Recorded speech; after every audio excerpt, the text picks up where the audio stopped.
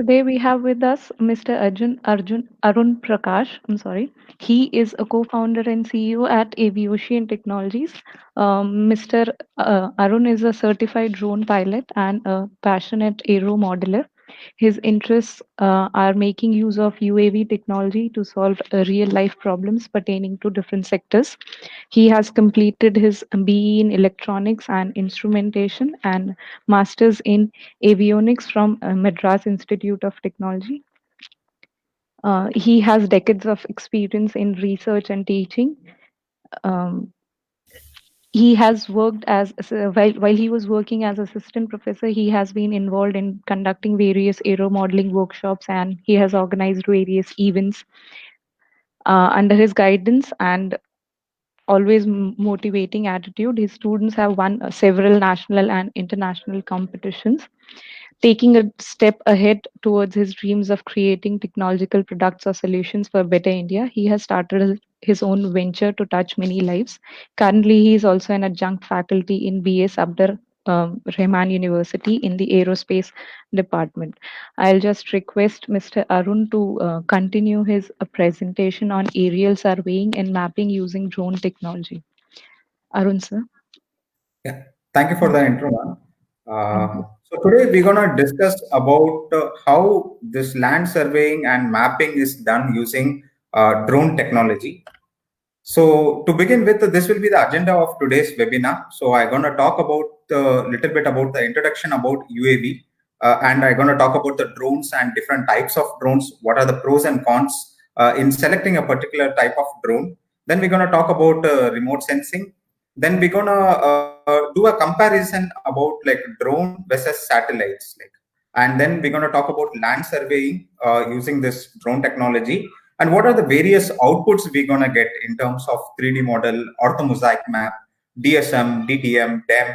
And then we're going to look into some drone applications pertaining towards the civil industry. We're also going to look into the market scenario in this drone sector, and we're going to discuss about the job opportunities that are available for the students in this drone industry, and what are the different government initiatives that's happening currently. And then we're gonna have some Q&A session at the end. So to begin with, so what is this UAV? UAV stands for Unmanned Aerial Vehicle. So it is nothing but an aircraft with its air crew removed, which means there is no pilot or co-pilot going to be there inside. So you're just going to have a flight control computer and you're gonna have a radio link. So the user will be standing in the ground, will be operating in a remote, giving the instructions and able to control this drone. So whenever we're going to talk about this unmanned aerial vehicle, the other name that comes is like drones. So what is the difference between drone and unmanned aerial vehicle? So how we can differentiate is drone has little level of automation that makes it like little different from the unmanned aerial vehicle. So drone itself is an unmanned aerial vehicle, but it has this automatic features like it can automatically take off, automatically land, automatically go around and collect data.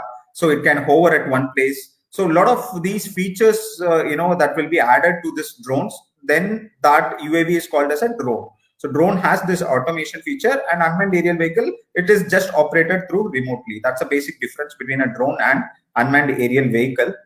So to talk about these drones are primarily utilized, in the early days only in military purpose for the surveillance and for inspections applications. Gone are those days, these drones are only used for military applications. So now we have a number of commercial application in the civil sectors. So there are different types of drones, if I want to talk about. So we have multi-rotor drones, which means like many rotors. We have like quadcopter, hexacopter, octocopters. We have fixed wing drones, which will be like a traditional aircraft model with a single motor propeller to fly. And we have helicopter type of model, single rotor, and we have finally hybrid VTOL. So every drone has its own pros and cons. Say for example, multi-rotor has a feature that it can stand and hover it in one place. It can vertically take off and land at any surface. So you technically doesn't require a runway for it to take off and land. Whereas if you see the fixed wing drones, you need a runway for it to fly, take off, and then for landing safely. So that's a drawback, like when you compare like a fixed wing to the multi-rotor. But when you talk about the endurance, how long like these drones can fly and collect us the data, the fixed wing has a upper hand in that, because it just require only like one motor to be run for the entire operation, whereas these multi-rotors requires at least like 4 rotors, so which means it's going to take a lot of power, which means these multi-rotors can hardly fly for say around 20-30 minutes, whereas these fixed wings can fly for 45 to 1 hour and more. The same way, like a single rotor also has an advantage because it's a single rotor, so it can give high endurance. But however, maneuvering, the stability control will be difficult in terms of single rotor drones. And the industry is slowly moving towards this fixed wing hybrid VTOLs, where like these aircraft models can take off vertically like a multi-rotor and fly forward like a fixed wing. So these kind of hybrid models have endurance more than 1 to 2 hours, which can collect huge data in a very short amount of time. So to begin with the civil applications, so let's begin with like the basic introduction about what is remote sensing. So remote sensing is the acquisition of information about an object without physically making contact with the object, which means you are not touching the object physically, so but you are getting the data. So how it is traditionally done is like you can see on the left side of the slide, where the satellites are primarily used to collect these remote sensing data through the sensors. And even like aircrafts been also used. Again, it's a costly approach where aircrafts used to carry the bigger like sensors and used to collect the data, ground data. And the last one, like in the slide on the right side, is the latest technology where drones being used for collecting this data. So how this whole process works is like, your sun is the energy source which emits heat radiation, and every object in the ground has the tendency to observe this heat radiation and emit it. So whenever this heat radiation is emitted from the ground, it may be a stone or building or any object, it emits this heat radiation. It will be observed by the sensors that is there in the satellite, and that satellite, after receiving that, capturing that as a image, it transmits that to the ground processing station. And like IARC, Indian Institute of Remote Sensing, used to collect all those satellite data, ISRO satellites. So these data, once it is collected, then it is given to the different divisions for photogrammetry and other applications for analysis and for various applications. So this is the whole process of remote sensing process. So this is how a typical satellite image would look like. If you wanna take into agriculture area, this is how the agriculture lands will look like. And the right side shows the satellite image of an urban area where you can see that it's completely crowded with buildings and structures. So there is a small Q&A. So just to make it interactive. So these satellites mostly are like put into the low Earth orbit. LEO stands for low Earth orbit. So what will be the velocity of this low Earth orbit satellites? How much speed it can travel? So if you guys know the answer for this, maybe you can post it in your Facebook page, where like we can later discuss, right? So I'll just take few seconds past here, like for you guys to post the answers over there. So the question is, how much velocity does the low Earth orbit satellites travel? These are the satellites which carries all those payloads, scientific payloads, and it travels at what speed? The option A is 8 meters per second, option B is 88 meters per second, option C is 8 kilometers per second, and option D is 88 kilometers per second. So I'll just look like any comments are there. Okay. Anyway, at the end, like maybe like we can discuss this, right? So you can post your comments over there. Okay. So now drones are coming into picture when satellite is traditionally doing its work of capturing all those data and processing. So now drone is coming to picture. So one has to understand what is the difference or what differentiation is there, like using this drone technology.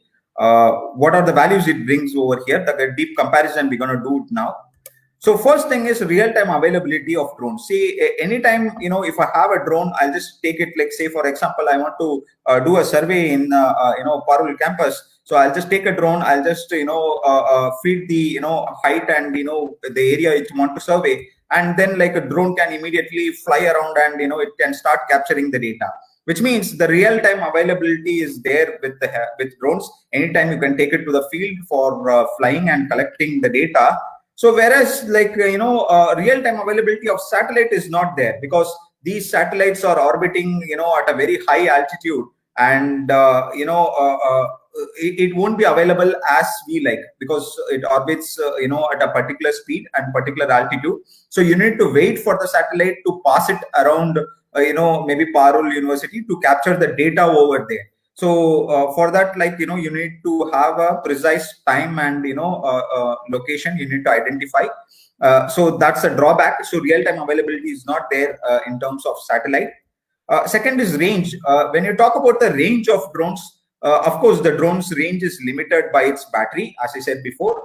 So it can have endurance of around, say, 30 minutes or 45 minutes. So once it is done, it needs to have a battery change. So it has to be brought back, and, the battery change has to happen for, covering a huge area, right? So that's a little drawback with respect to drones. But if you take the satellite, these satellites are orbiting at very high altitude. So definitely the range is very wide. In one single sweep, we can cover the entire city also. With respect to the range, the satellite has an upper hand. So with respect to weather conditions, again, drone here, has the advantage, because these drones are flown under the clouds, like, right? It's not going to fly very high. We're going to fly hardly around, say, 200 feet to 400 feet of, altitude. And we're going to capture the images for post-processing. So which means like we'll get clear data of the ground. Whereas satellites, cannot penetrate these, in a cloudy condition. So even though you got permission from ISRO or IARS to collect the data, or they're gonna ready to provide the data, but if it is a cloudy day, like, your satellites cannot penetrate, unless it's a microwave, and microwave only gives you a black and white images. But when you want the gray, color images, you need to be cloud free to get the data. So there is a drawback of weather situation over here. With respect to cost, of course, like, cheaper for surveying small areas. So it will be worth for the cash, like whatever you're going to invest in terms of this technology, because it's very easy and compactable to carry out and do it, anytime, any area if you want. So satellites cheaper for larger areas, because as I said before, it can, in one single sweep, it can cover the whole city or something. So it covers a huge area. But the difficulty here is difficult to get, the live data, like from ISRO, because it won't be available for the common users like you and me. Like, you have to request, and a lot of protocols are there to get the data. So that's why accessibility is not there with respect to satellite data. The final important thing is the geometrical resolution.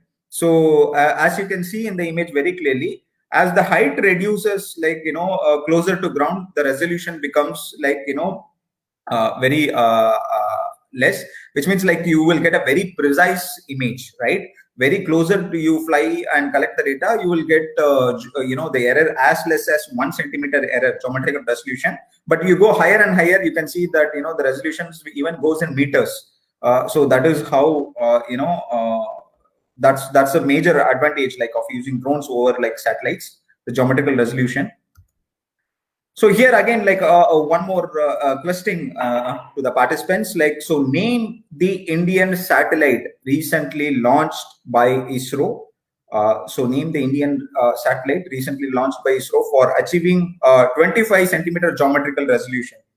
I mean, recently means like last year, like, a satellite has been launched by ISRO, and this is the satellite which gives you the least, less error. That's a 25 centimeter error. So 25 centimeter geometrical resolution, you will get the images. So if you know the answer, maybe like you can comment it on the Facebook page. We can reply the answers for you over there once the session is done. So named the Indian satellite, recently launched by ISRO for achieving 25 centimeter geometrical resolution. Right. So to talk about the geometrical resolution, here you can see a satellite versus drone geometrical resolution. So left side is a satellite data where you can see that if I want to take any data from this area, so you can see here when I zoom it, it pixelates, right?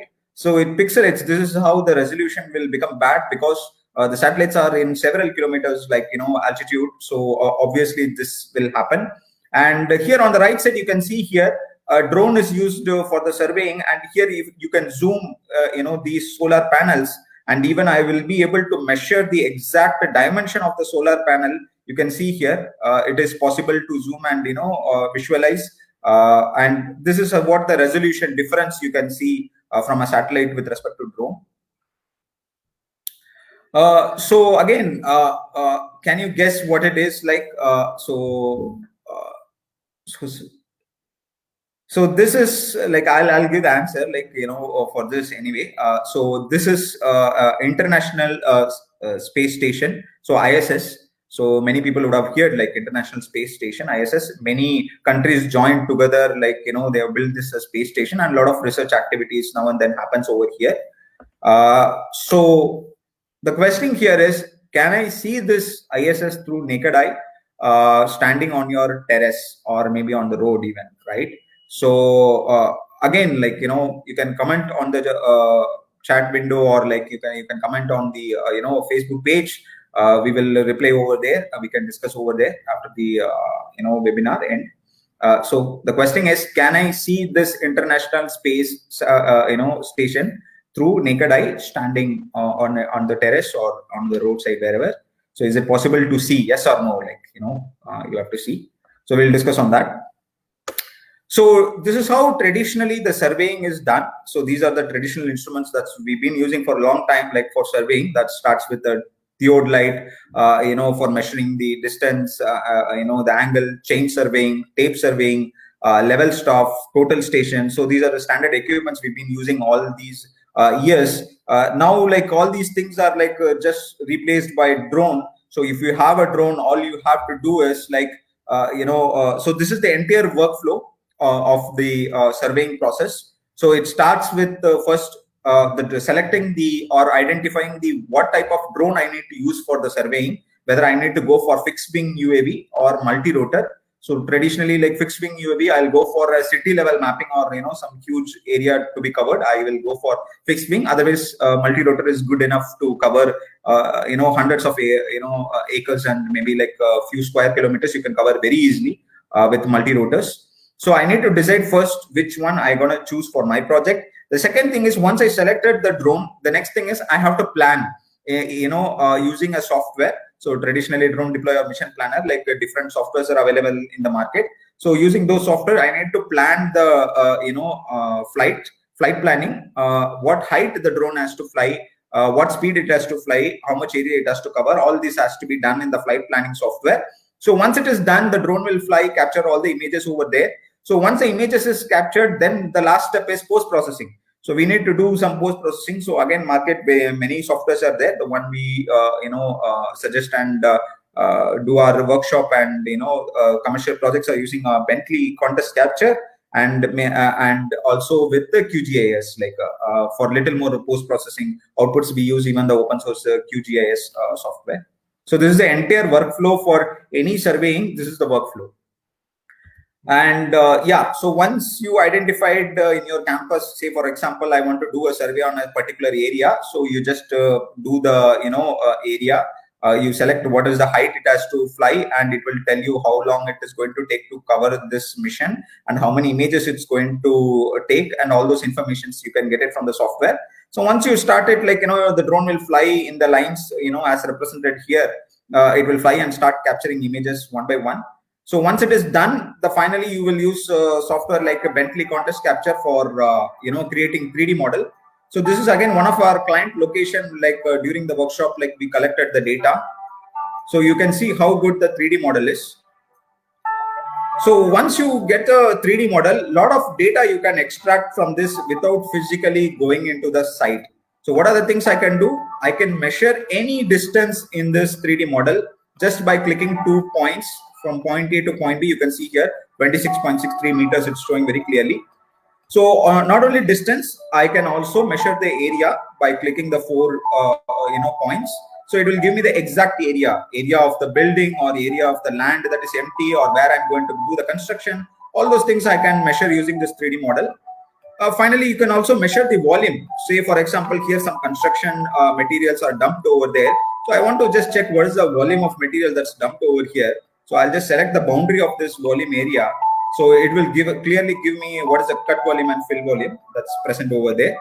So all it takes is just few seconds to do this. And when you do it in a very traditional way, it's very difficult, right, to get it through the traditional process. So this is where it makes life very easy. So apart from the 3D model, you can also get these some of these wonderful outputs. To start with this orthomosaic, you can get contours, you can get a DEM, DSM, DTM, and 3D models. So what are these outputs in terms of civil? So to talk about orthomosaic, orthomosaic is a geometrically corrected 2D representation of your client location. So here you can see it is a top view of the map of the customer area. So here I can do all the measurements, 2D measurements. I can measure what is the length of the road, length of the building, width of the building. All the 2D measurements I can do very clearly in this ortho photograph. So it's been geometrically corrected for the earth rotation, the lens, the errors, all the errors has been removed, and it gives you a correct 2D representation of the land.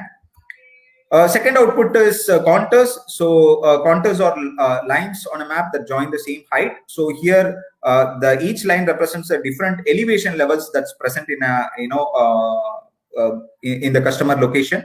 So for starting any infrastructure projects, the first thing is you need to understand or you need to make leveling of the ground. So you need to understand what is the elevation that's present in the ground initially. So here your drone data helps to get that data very easily. The third thing is DSM. DSM stands for Digital Surface Model.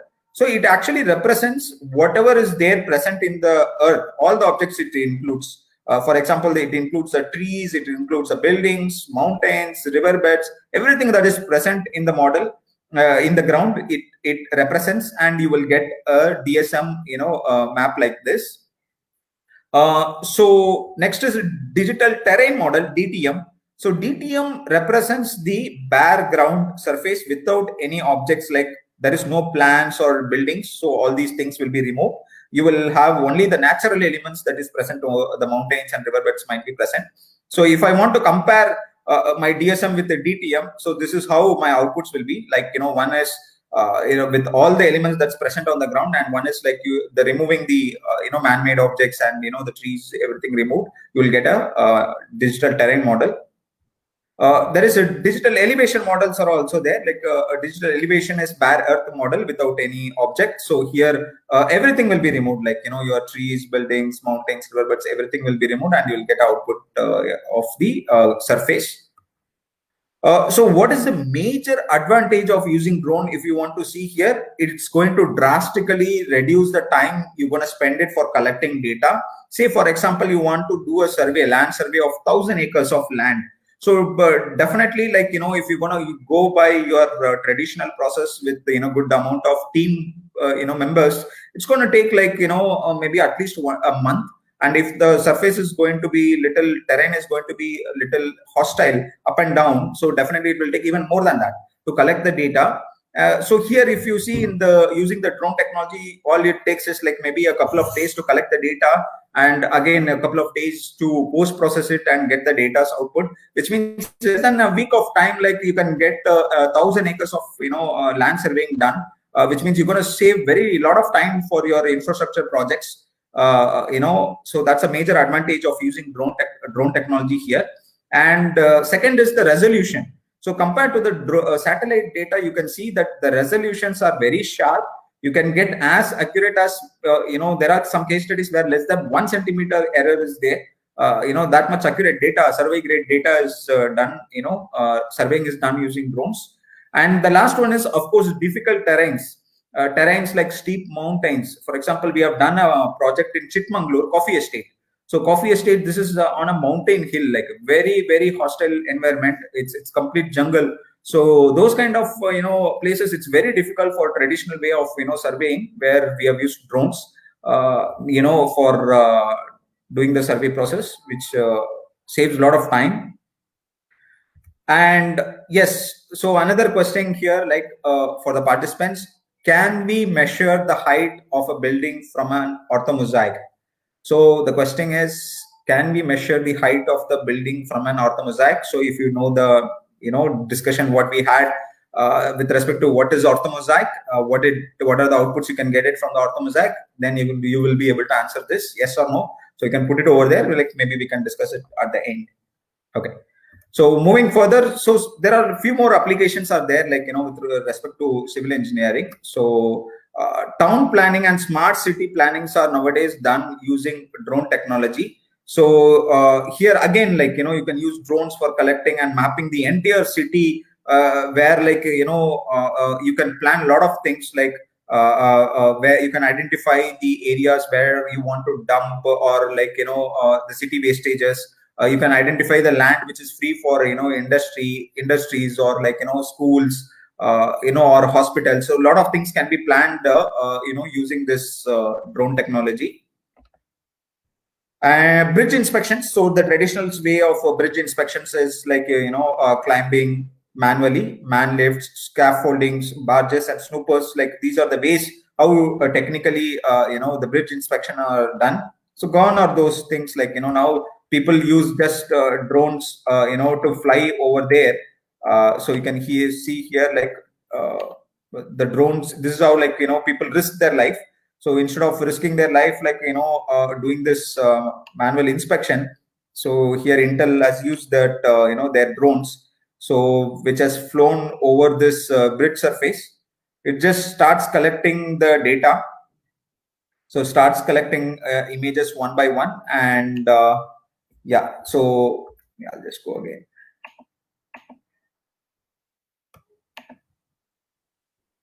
So it scans the entire bridge, and you can easily identify whatever the crack or any corrosion in the structure. So all those things can be easily found using this drone technology. That's how, like, it makes life very easy.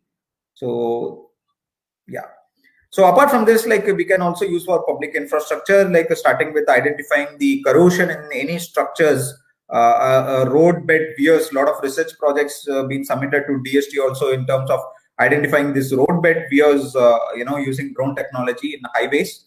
Weather and flood damage, you can estimate.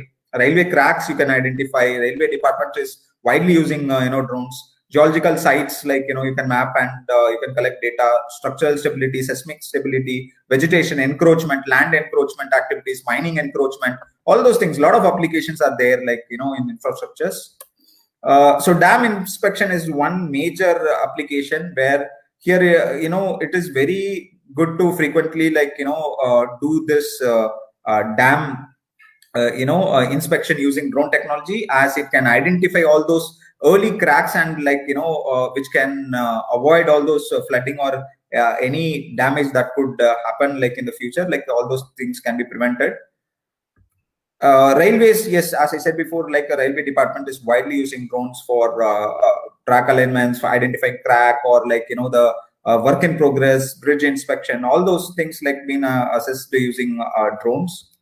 Construction and mining industry uses drones, mostly, like to identify the cut volumes and fill volumes in the site, to assess the asset management of the site, stockpile volumes, all those things, like it makes life easy, and also to report to the customer, or for the government compliances, like it becomes life easy.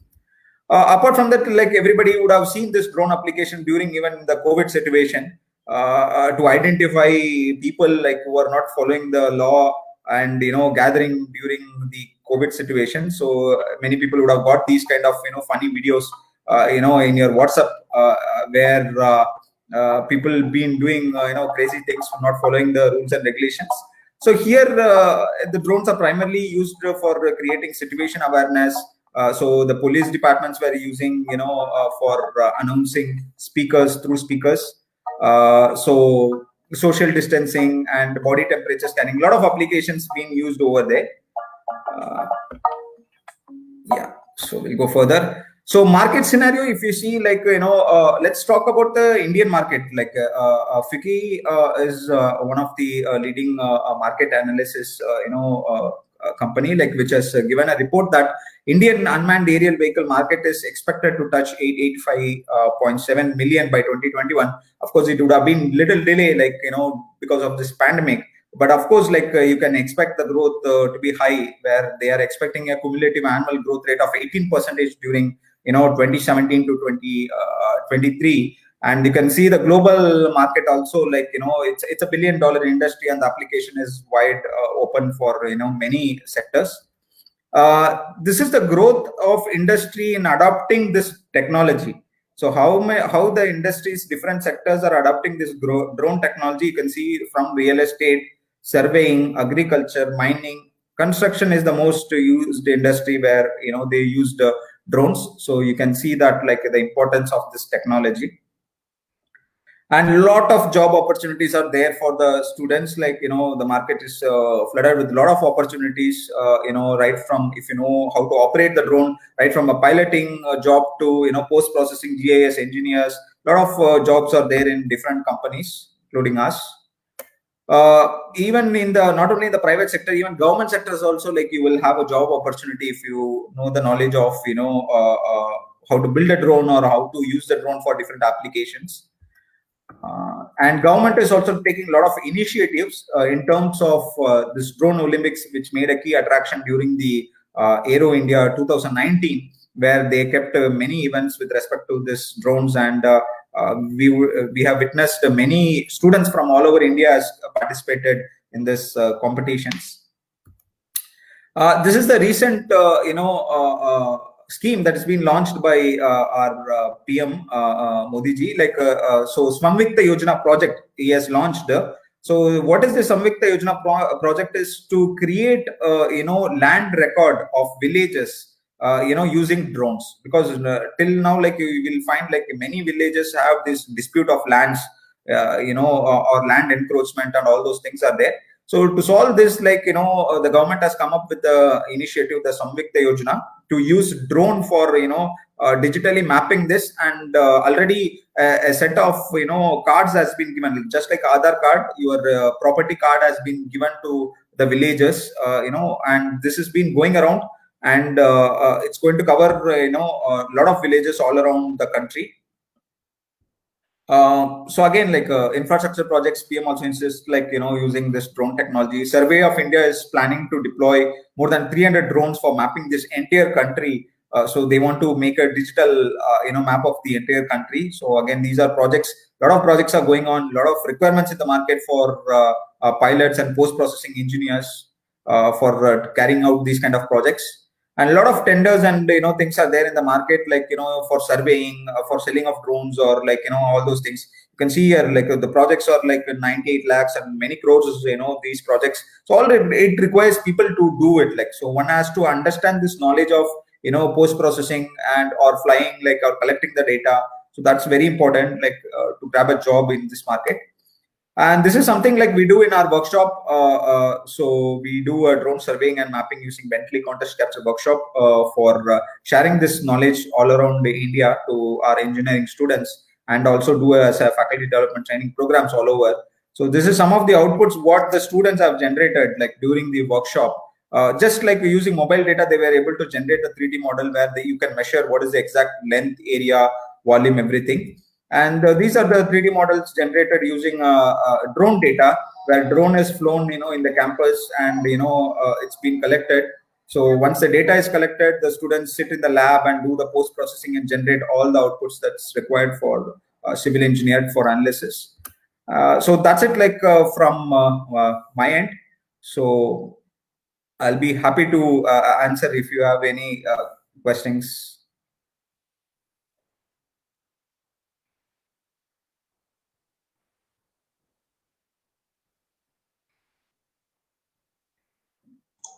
No, sir, there are no questions right now. If any questions are there from students, we'll mail you for the same. As it is a Okay. live streaming session, they are not able to ask the question right now. Okay. Maybe if you have questions, they can post it on the Facebook where I can give a reply, because I have already put some objectives over there. So if somebody has commented over there, so I can reply for that comments over there in the Parul University Facebook page. So maybe like we can continue the discussion over there. Yes, sir. Yes, sir. Okay. Thank you so much, sir, for giving us such a detailed explanation regarding aerial surveying and mapping using drone technology. I hope students were able to learn a lot from you. Thank you, sir. Thank you, ma'am.